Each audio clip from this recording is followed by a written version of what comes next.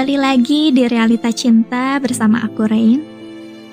Kali ini aku akan membawakan sebuah perjalanan cinta dari salah seorang teman. Terima kasih sebelumnya sudah berbagi cerita dengan USR. Oke, kita mulai ceritanya.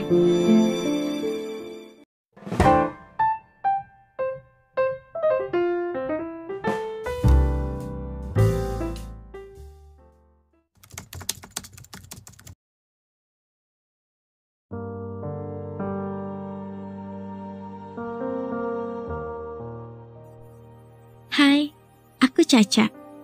Aku ingin menceritakan tentang awal mula aku bertemu dengannya. Dia adalah Tama, seorang streamer gaming yang cukup digemari di kalangan wanita. Dan aku salah satu pengikut setia yang mengaguminya. Awalnya aku sering ikut bergabung dengannya bermain bersama. Sampai akhirnya aku memiliki kontak pribadinya. Lama aku simpan nomornya, namun kami tidak pernah saling berkomunikasi. Hingga suatu malam tiba-tiba ponselku berbunyi. Ada sebuah pesan masuk. Tumben, jam segitu tidak pernah ada pesan masuk ke nomorku. Dan saat kulihat, wow, pesan dari Tama. Dan entah kenapa aku merasa sangat senang melihat namanya muncul di notif ponselku. Walaupun saat ku baca pesannya hanya tertulis namaku. Caca. Ya, hanya Caca. Dan aku membalas pesannya. Iya, ada apa? Dan tidak lama dia pun membalas. Belum tidur. Aku jawab, belum. Dan tiba-tiba dia mengajakku untuk voice call. Aku pun menerima ajakannya. Panjang lebar sudah dia bercerita padaku tentangnya. Dan saat itu aku menjadi pendengar. Aku senang bisa berbicara dengannya semalaman sampai akhirnya aku tertidur. Dan ternyata tidak berhenti sampai di situ saja. Keesokan harinya kita voice call lagi. Dan itu berlangsung selama 2 minggu.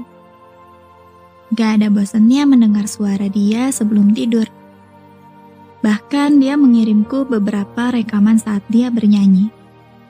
Suaranya sungguh membuatku terpesona. Membuatku semakin nyaman. Dan membuatku ketagihan mendengar suaranya. Jam tidurku yang biasanya tidak lebih dari jam 1 malam, karena dia aku jadi sering begadang. Saat dalam kondisi dia lagi berbicara pun, kadang aku ketiduran. Namun terbangun lagi ketika dia memanggil namaku. 3 minggu pun berlalu, karena kita satu kota yang sama, aku dan temanku mengunjungi tempat Tama. Tama menyambut kedatangan kami berdua. Ini kali pertama aku melihat Tama secara nyata, bukan hanya di layar. Dia sungguh mempesona. Penampilannya saat itu seperti aku melihat seorang aktor drama Korea. Setelah pertemuan yang pertama, aku merasa harus mulai menjauh agar tidak memiliki perasaan lebih terhadapnya. Karena Tama terlalu sempurna untukku. Dan mungkin selama ini dia menghubungiku hanya butuh teman mengobrol saja. Kupikir setelah hari itu dia tidak akan menghubungiku kembali. Tetapi aku salah. Dia tetap menghubungiku seperti biasanya dan aku tidak bisa menolak kehadirannya. Pada akhirnya takdir membawaku pada pertemuan kedua dengannya. Awalnya sungguh membuatku canggung, tapi dia sangat ramah, dan dia bisa mencairkan suasana. Kita berbicara soal game, bermain game, dan dia bisa membuatku merasa nyaman dan tertawa bahagia saat itu.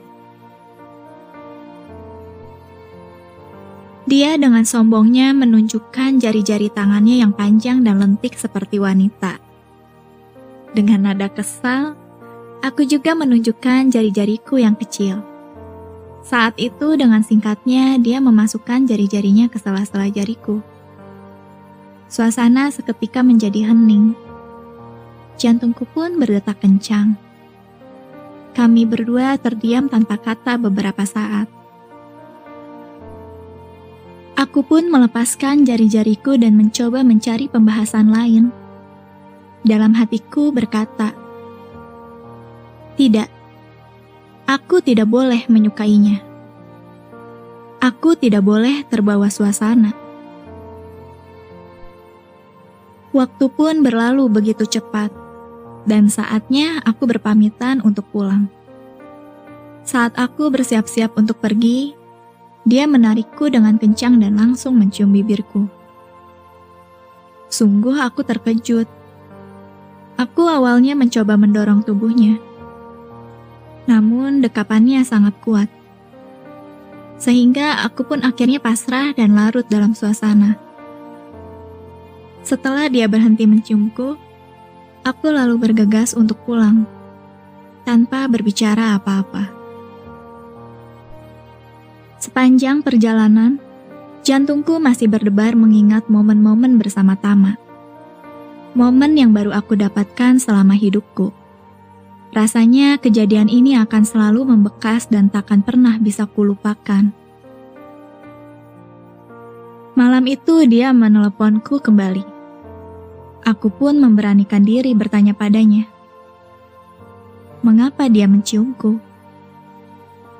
Lalu dia menjawab kalau dia merasa nyaman bersamaku. Akhirnya, aku dan Tama bertemu kembali. Dia memintaku datang ke tempatnya. Dia ingin bercerita semua tentangnya yang mungkin menurut dia aku akan mundur ketika aku tahu tentang dia. Setelah dia bercerita, dia berkata, "Jika ingin pergi, pergilah sekarang." Dan aku yang masih penasaran dengannya, membuatku tak mundur selangkah pun. Aku berkata semua tentangnya tak jadi masalah buatku. Aku bisa menerima semuanya. Lalu dia memelukku dan aku benar-benar merasa nyaman berada di dalam dekapannya. Sungguh, setelah 5 tahun aku sendiri, baru kali ini aku merasakan kenyamanan berada di samping laki-laki. Dan hari ini adalah hari kesalahan dalam hidupku. Kenyamanan yang sudah membalutku, membuatku melakukan kesalahan besar. Kami melakukan hal di luar batasan yang sudah aku jaga selama ini. Dia telah membuat benteng dalam prinsipku roboh hanya dalam waktu yang singkat. Aku terlalu larut dalam buayannya. Aku terlalu dibawa ke angan-angan yang indah bersamanya. Dan setelah tersadar, aku tahu ini sebuah kesalahan yang tak bisa aku hindari.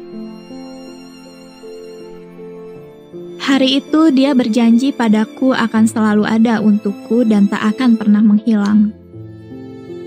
Tapi dia berkata, kalau dia saat ini tidak bisa memberikan sebuah komitmen atau sebuah hubungan.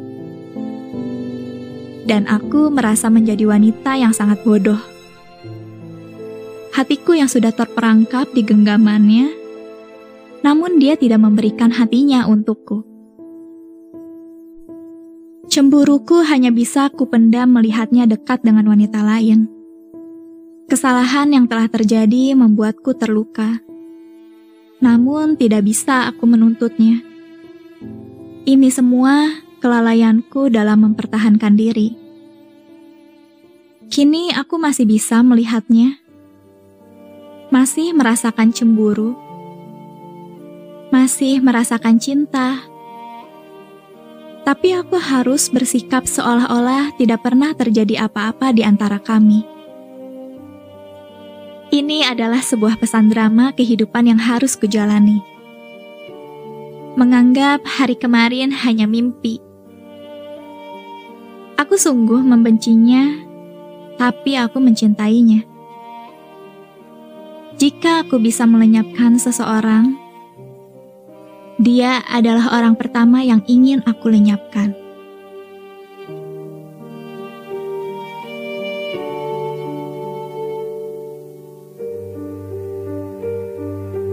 Dari cerita tersebut, ada pesan yang dapat kita ambil. Belajarlah lebih menghargai perasaan seseorang. Jika kalian tidak benar sungguh-sungguh untuk menetap, sebaiknya jangan memberikan sebuah harapan pada seseorang. Kita tidak pernah tahu akan sehancur apa hati seseorang, walaupun dia masih bisa tersenyum. Dan satu lagi, hidup ini tergantung kepada 3 hal: keputusan, komitmen, dan prinsip. Bangun di atas prinsip sendiri, dan terus lakukan apa yang menurut kamu benar. Terima kasih buat semua yang udah dengerin. Sampai jumpa di konten US Art berikutnya. Bye!